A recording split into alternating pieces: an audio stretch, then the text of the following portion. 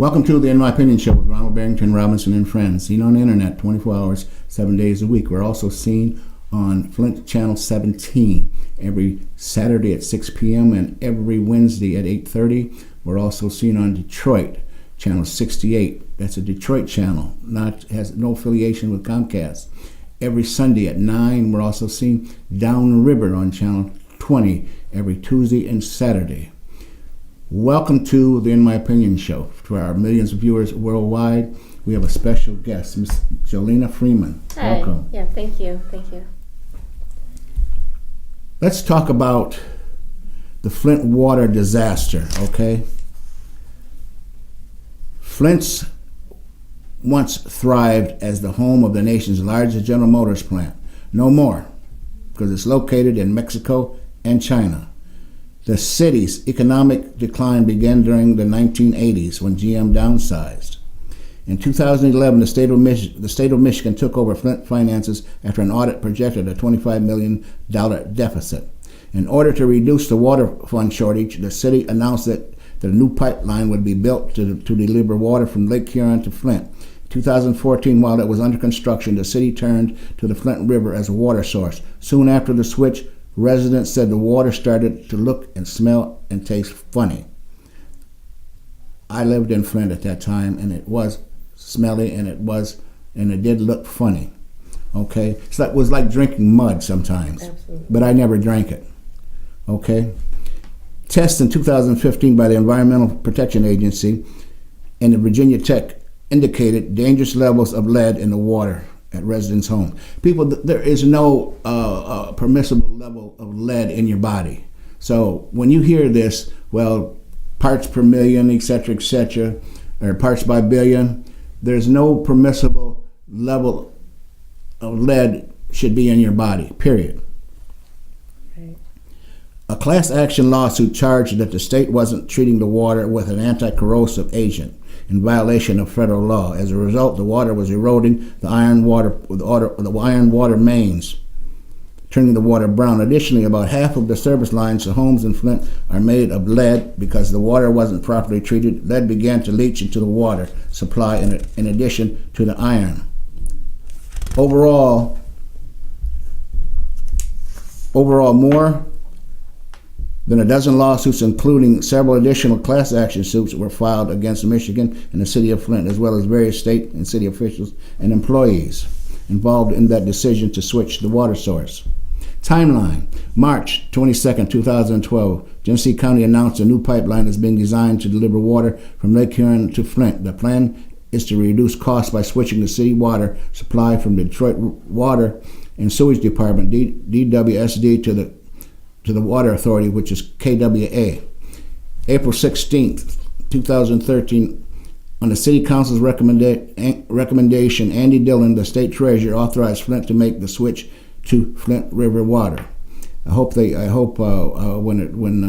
the deal comes down, he'll be one of the ones that spends a little time in Jackson Prison. April 25th, 2014, switch to water from the Flint River takes place. August 14, 2014, the city announced fecal bacterium has been detected in the water. Now, who wants to drink, body waste? It's ridiculous. Okay, we hear about people in the third world countries doing that. Okay, that should not have ever happened in America, in Flint especially. Mm-hmm. September 4th, 2014, the Michigan Department of Environmental Quality, the MDEQ, issued a governor's briefing paper outlining possible causes for the contamination issues. Among the problems are leaking valves and aging cast iron pipes, susceptible to the buildup of bacteria. The Michigan Department of Environmental Quality concluded flushing the system and increasing chlorine in the water will limit the number of boil water advisors in the future. It didn't eliminate anything, okay, because it's still there in many homes in Flint, and we're in 2019, okay? Right. If this situation had happened in any other area that was maybe prominent, as opposed to Flint's well, for the lack of word, depressive area, okay, which is terrible, because I have seen a decline in Flint as well as anybody else that has lived in Flint. First, it was, Flint at one time was the tops in wages, okay, but then when the powers that be, and I blame the leaders up there in Flint, the mayors and so forth, all right, spending more time in the golf course as opposed to taking care of the people's business, this is what you see, okay? At one point when I first came to Flint, I could go way up there on the north side, and there was nothing but plants. Now you go up there, a wasteland, all right? A wasteland. Right. In fact, General Motors plant in Flint stopped using the city water due to concerns about high levels of chlorine corroding engine parts. The company strikes a deal with a neighboring township to purchase water from Lake Huron in lieu of using water from the Flint River. The switch is anticipated to cost the city $400,000. January 15, the city warns residents the water contains byproducts of disinfectant that may cause health issues, including an increased risk for cancer over time. The water is deemed safe for the general population, which was a lie. Absolutely. Okay? And It's still a lie. Still. I don't care what the powers that be up there in City Hall tell you now, all right? It's still poisonous. Don't drink it. And the thing is how many bottles of water does it take to take a bath? Okay? It's ridiculous. And I'm glad for Nestle's, all right, supplying that water, but they're supplying it out of the lake, and that's the people's water. Right. Anyway, all right, and Selling it back to us. go ahead. Oh, I'm sorry. I was just saying that they sell it back to us. Yes, They only have to pay $200 a year, while we have over $200 bills per month exactly. for poison water, on top of having to buy bottled water because they stopped the water at the pods. Handing us water. Mm-hmm. And that's crazy. Okay, it's just a money game as far as I'm concerned. That's my opinion. All right. Right. And how do people living in a civilized society put up with this foolishness? Okay, I don't understand it. I wish the powers that be in Flint, the citizens. Okay, if you make enough noise, all right.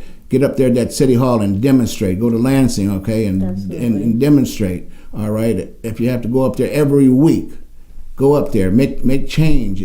Okay, we the people can make change, and that's what you have to do. Because the powers that be, without aggravation, they're not going to do anything. Okay. We'll move ahead just a little bit here. March 23rd, 2015, Flint City Council members voted 7-1 to stop using the river water and to reconnect with Detroit. However, state-appointed emergency manager Jerry Ambrose, his ass, hopefully he goes to jail too, overrules the vote, calling it incomprehensible. But I bet you he didn't have to drink that water or take baths, all right, or anything. And any of his family members, I bet you, didn't have to drink colored water. I mean, some people in Flint probably pay $400 or $500 a month for water, and you can't use it. You can't drink it. You can't use it, no. All right, because I've seen some pictures. A lot of the residents, they have scabs and scars. Absolutely. And they have real health damages from this water, Mm-hmm. from the skin to the insides, exactly to our brains. Exactly. That will never go away, because lead does not go out of your system, no matter how much healthy food they try to tell you that you can eat to get rid of. You cannot get rid of lead.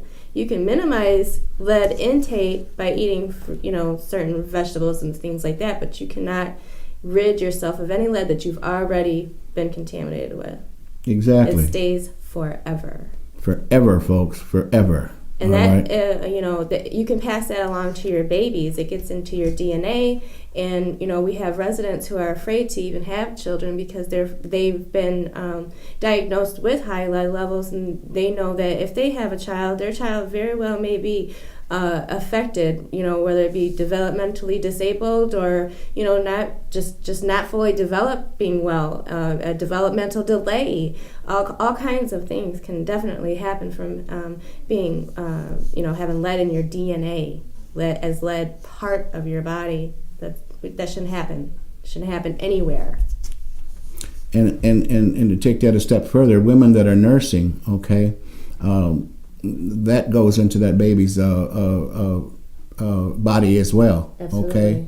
Mm-hmm. So be careful for those nursing mothers out there, and for anybody else that's drinking that shit. And not only the nursing mothers, but just expecting mothers, because we've had mothers. I have a friend who has been interviewed several times because she actually lost a couple of sets of twins, and she's not the only one. And the gruesome facts is that when these babies are born, their bodies are all together, but the insides are jelly. Mm-hmm. You know what I'm saying? And they're not viable babies. So that's what the water crisis is doing to us. Is it's minimizing our growth. We need to still be able to grow, and we cannot grow with lead. That just stops. You can't have babies like that. You can't have healthy babies, and we deserve to have healthy babies, living healthy babies, lead-free. Exactly. And in lieu of the bad, the poison water, the United Nations has deemed, Flint not a good place at this time, okay, in order, to raise your family because of this this disaster with the with the water. And it's going to be around for a long, long time. See, it's not just the people that live in Flint, but you got to take into consideration the students, all right, that are in town. I mean, that come here to study, exactly. All right, people that come here to visit, business owners, doctors, lawyers, anybody that drinks this stuff. Yeah, visitors and residents, all people who used to live here who have ended up moving away, such as, some of my friends have done that. And, we're trying to make sure that we can also fight for Medicare for all so that the people who have left our city and who are not under, these Medicaid guidelines where they've offered to help the residents with medical because of the water crisis. If you move outside of the Genesee County, or maybe it's outside of Michigan, you don't receive that help anymore. And so we want to make sure that everyone can have, free health care for all, so that you don't, get stuck not being able to have health care. Absolutely, with absolutely. These issues that will turn up later on in life. They may not be visible today, but you will have things that show up later on in life that could very well be contributed to the water crisis. Exactly, in your liver, okay, and, right. and the fat in your body, all right, where once it gets in your fat in your body, it may not ever leave. Right. Okay. It won't leave. It may decide to settle in another part of your body, but it won't leave. It just can't. And Flint has had so much difficulty, okay, in its history, all right, from one of the top cities in the United States in terms of wealth back in the 60s and 70s, okay, and I use this word, all right. Flint went from sugar to shit, all right, and that's something I used to hear my parents say, all right, yeah. But that's my opinion. I've coined the term Flint Poison City, USA.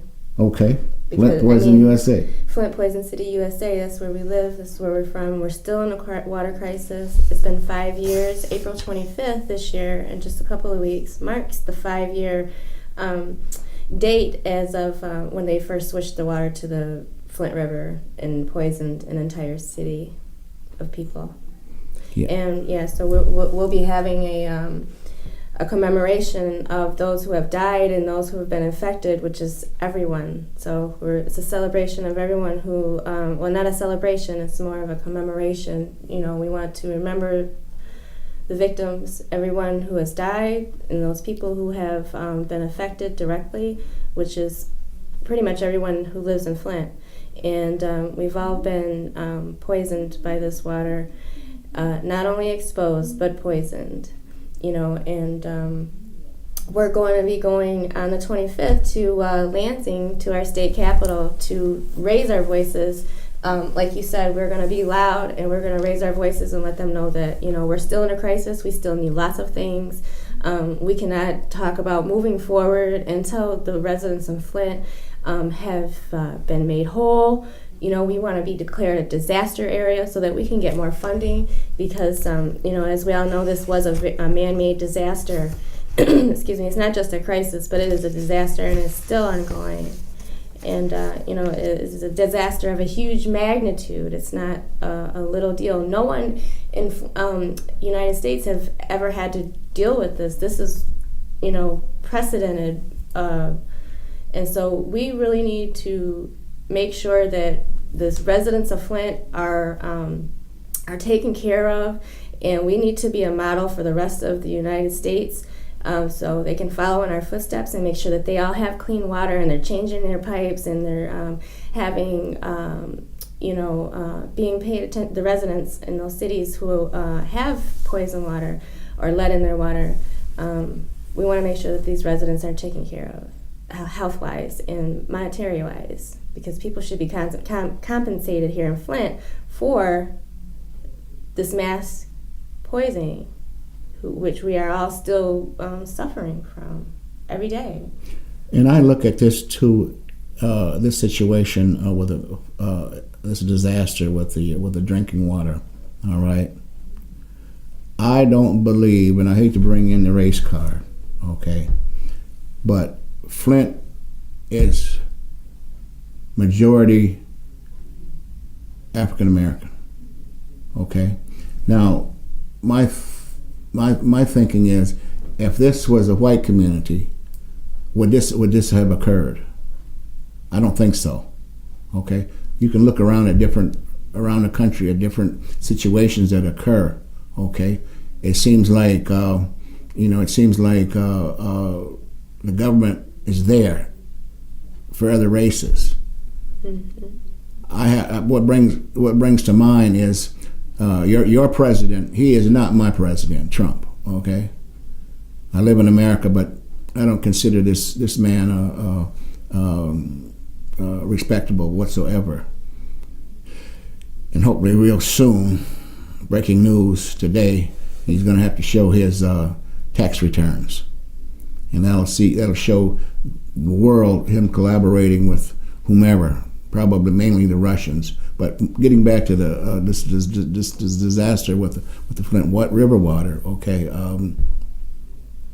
November 13, 2015, residents filed a federal class action lawsuit claiming 14 state and city officials, including Governor Snyder, knowingly exposed Flint residents to toxic water. Flint declares a state of emergency.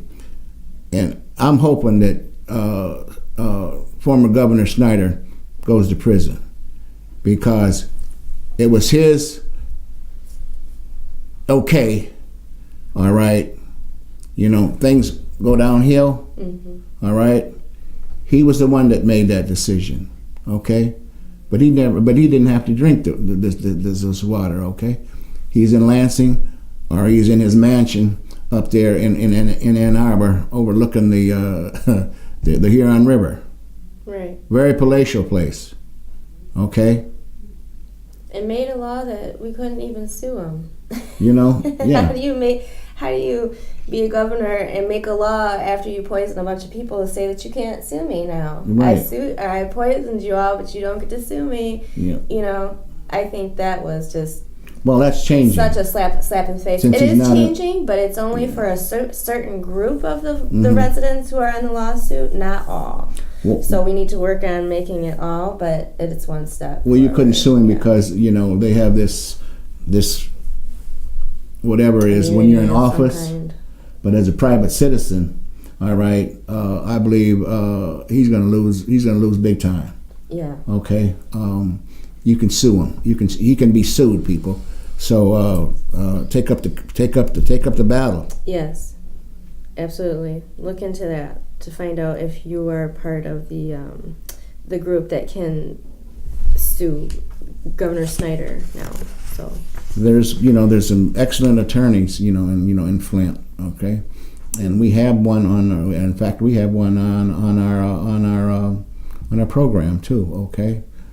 So right. Yeah, you can contact the NRDC. I'm not sure if I'm saying that right. NRDC or the ACLU of Michigan. They are the attorneys that are a couple of the attorneys that are over the water crisis, and which we will be having too on the 27th. The update on your lawsuits, if anyone wants to know about that, and you guys can contact Flint H2O Justice on Facebook. And if you want more information on that, but we will be having some updates on for the residents. If you guys want to come out on April 27th, we'll have a time and more specific details about that coming up. But if you just stay tuned to Flint H2O Justice Facebook page, those details will be posted shortly. Good.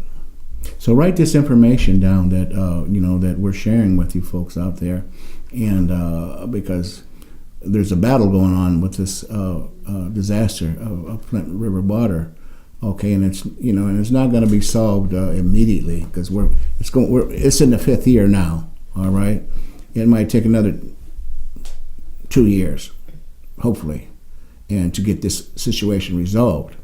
December 20th, 2016. 4 officials, 2 of Flint's former emergency managers were reported directly to the governor, and 2 water plant officials are charged with felonies of false pretenses and conspiracy.